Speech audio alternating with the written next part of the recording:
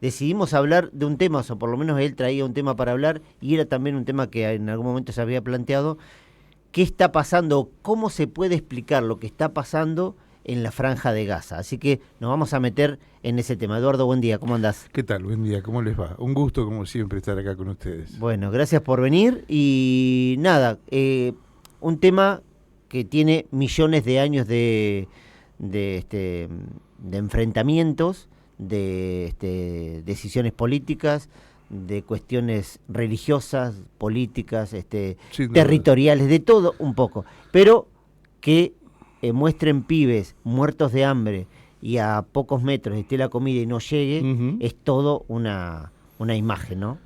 Claro, mira, hay una serie de polémicas planteadas alrededor de lo que está ocurriendo en la Franja de Gaza en este momento, la actitud del gobierno israelí y de otras potencias occidentales, principalmente Estados Unidos, y es bueno lo que vos señalabas en el sentido de que esto tiene una data antiquísima.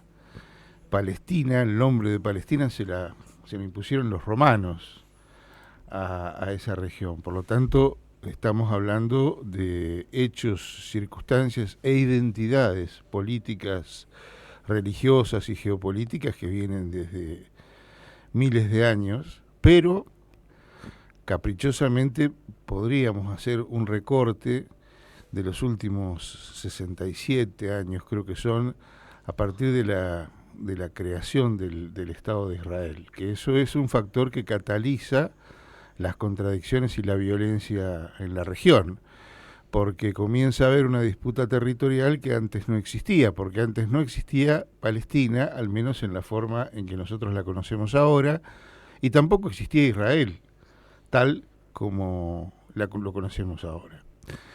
Yo creo que es fundamental, hoy que es 6 de agosto, tener en consideración, digo que es 6 de agosto y esto rememora la primera oportunidad en que se utilizaron bombas atómicas contra la población civil de Hiroshima. Hay que destacar algunas cuestiones del presente para tratar de entender con la brevedad que imponen los tiempos radiales qué es lo que está ocurriendo en esa región. En primer lugar, yo creo que tenemos que tener en consideración que esa región es estratégicamente vital, está ubicada sobre un mar de petróleo y a su vez es la salida obligada de una gran cantidad de países hacia el Mediterráneo. Hay que recordar que el Mediterráneo durante siglos y siglos fue el mar cuya centralidad no se discutió ni siquiera en las grandes obras literarias de la antigua Grecia, del medioevo, etcétera, etcétera. Es decir, una región convulsa por su sensibilidad, por sus riquezas y además por su ubicación. En este caso en particular, me parece que en el caso de Israel hay que tener, Israel y Gaza, hay que tener muchísimo cuidado, porque cuando se crea el Estado de Israel después de la Segunda Guerra Mundial, se terminan de completar las tres condiciones a partir de las cuales podría generarse la creación de un Estado israelí, mejor dicho, israelí. Una de esas es, por supuesto, el genocidio del cual habían sido víctimas millones de judíos en la Segunda Guerra Mundial, ya estábamos en inicios de la posguerra. La segunda es la caída reciente del Imperio Otomano, que tenía una influencia decisiva hasta ese momento en la zona. Y la tercera, que no es menor, es el hecho de que gran cantidad de judíos que venían huyendo de Europa, miles y miles durante años, fueron a vivir a lo que consideraban que era la tierra abrámica, es lo que dicen los libros religiosos clásicos, de manera tal que esto es el ejercicio de un derecho inconculcable e indiscutible. Digo esto para no caer en un panfleto que simplifica las cuestiones, y estas cuestiones son bastante complejas. No quiero ser autorreferencial, pero mi tesis doctoral, mi segunda tesis doctoral, yo la hice sobre genocidio y ahí comprendí complejidades de utilizar ciertos términos a los cuales no convendría referirse, me parece a mí, hasta tanto alguna autoridad determine que lo que está ocurriendo es un genocidio. No hay ninguna duda de que se dan condiciones objetivas, el apartheid, el desplazamiento de miles y miles de personas, el racismo, la violencia, yo diría desproporcionada que se está llevando a cabo. Es más, hoy o ayer se iba a tomar la decisión por parte del gobierno de Netanyahu de invadir la totalidad de la franja. Y eso no ocurrió porque el jefe de las Fuerzas Armadas, de las Fuerzas de Defensa israelíes, le aconsejó que no lo hiciera porque no estaba en condiciones de garantizar la indemnidad de 20 rehenes que todavía permanecen en manos de Hamás, que este es todo un fenómeno también a considerar en otro momento, que es el rol del terrorismo en la zona. Y la negociación con personas. Y la negociación con personas. Ahora bien, lo que es llamativo en todo esto es el hecho de que frente a estas violaciones al derecho internacional humanitario, estos crímenes masivos, nadie dice nada. Parece que no hay posibilidades de que Occidente, que tiene una historia y una tradición jurídica internacional que podríamos llamar muy interesante, no ha movido un pie en términos concretos para tratar de resolver esta cuestión. Más aún, hay una jurista italiana que se llama Francesca Albanese, que estuvo nominada para ser Premio Nobel de la Paz hace poco tiempo, hace pocos meses, que denuncia estar siendo atacada y acosada por grandes lobbies internacionales por haber denunciado justamente lo que ella llama un genocidio. Ella sí lo define, prefiere internarse en esa conceptualidad específica, y lo que señala es que Israel la ha declarado persona no grata. ¿Cuál es la particularidad de esta situación? Es que Francesca Albanese es la observadora de la ONU en las cuestiones que tienen que ver con el Oriente Medio.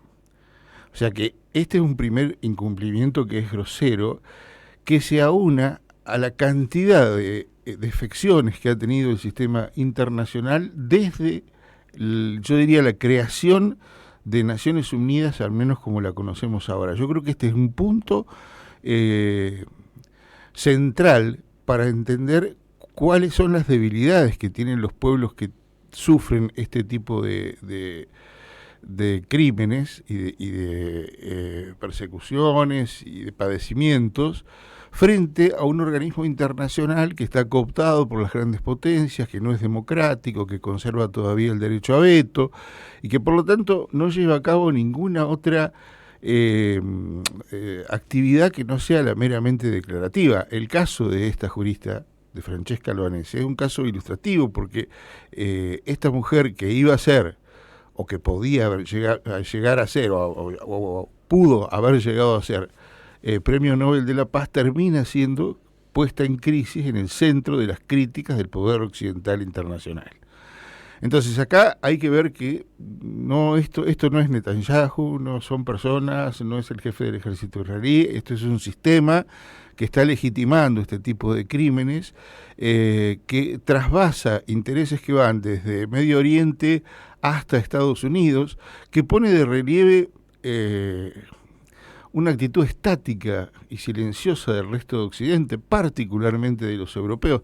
Yo quisiera decirte que la única denuncia que hay para perseguir ante la Corte Penal Internacional a los grandes jerarcas israelíes por delitos contra la humanidad no la realizó ningún país occidental, la realizó Sudáfrica. Tal luego Sudáfrica, que es un país que tiene un pasado complejo con relación a la violación de los derechos humanos. Uh-huh. Entonces, este dato me parece que es un dato que ilustra sobre la complejidad de estas cuestiones que deben articularse con la potencialidad que adquieren ciertos lobbies judíos en Estados Unidos. Sabemos que en Estados Unidos no hace política aquel que no tiene plata, como en la mayoría de los países del mundo. Y bueno, ahí Estados Unidos redobla su perfil, su potencialidad, Israel redobla su perfil, su potencialidad, en un país que lógicamente se nutre también de esa lógica de acumulación política. Recién dijiste una palabra que nosotros los latinoamericanos la conocemos y la hemos estudiado y está en todos los libros y está explicado de todas las maneras posibles: genocidio. Ese concepto de genocidio que nosotros tenemos como latinoamericanos, ¿es el mismo concepto que tiene Oriente? Claro. No.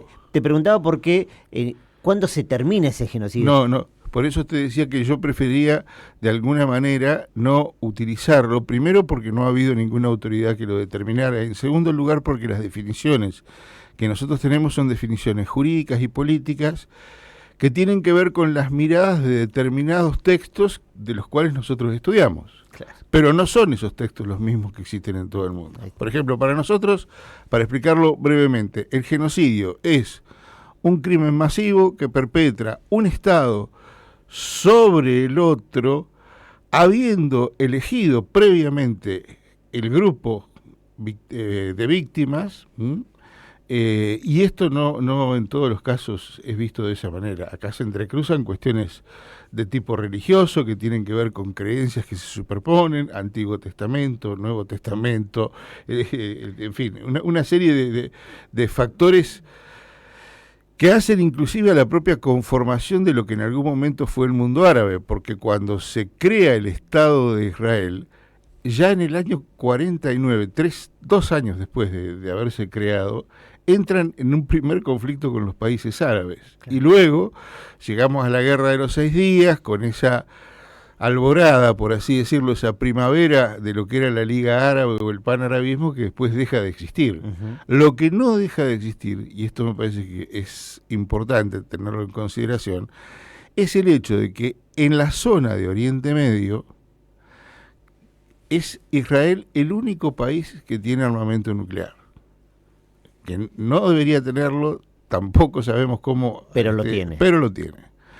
Ahora, en este contexto hay 2 países de la misma región, del Oriente Medio, del Oriente Próximo, que están pugnando por tener su armamento nuclear no convencional, que son Irán y Arabia Saudita. Es decir, que ahí también va a sobrevenir seguramente una disputa por un liderazgo, pero claramente la cuestión nuclear, justamente en el día de hoy, que es emblemático, adquiere una connotación específica. Hoy el presidente Putin acaba de advertir a sus pares iraníes que es posible que haya un nuevo ataque de Estados Unidos e Israel sobre Teherán. Bueno. Entonces no sabemos cómo esta escalada se va a ir reproduciendo. Tampoco sabemos hasta qué día postergará Israel la invasión total de Gaza, porque el objetivo del Poder Ejecutivo israelí era recuperarlo, ¿no? Era recuperarlo totalmente. Claro.